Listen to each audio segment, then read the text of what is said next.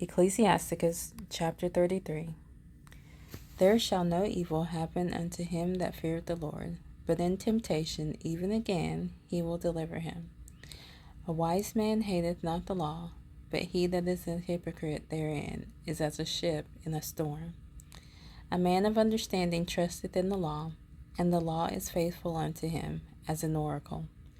Prepare what to say, and so thou shalt be heard, and bind up instruction, and then make answer. The heart of the foolish is like a cartwheel, and his thoughts are like a rolling axle tree. A stallion horse is as a mocking friend. He neigheth under every one that sitteth upon him. Why doth one day excel another, when as all of the light of every day in the year is of the sun?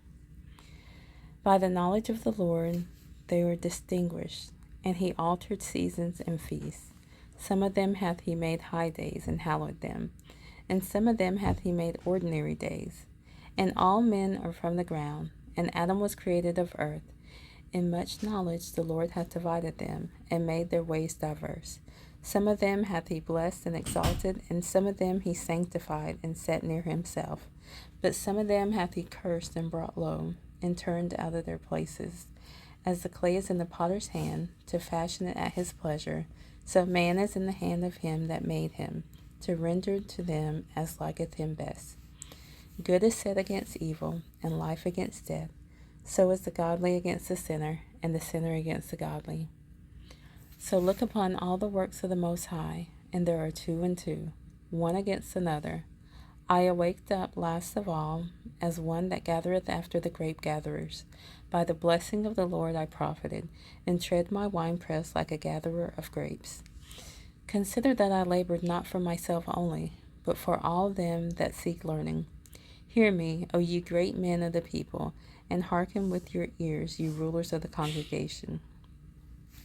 Give not thy son and wife, thy brother and friend, power over thee while thou livest, and give not thy goods to another, lest it repent thee, and thou entreat for the same again.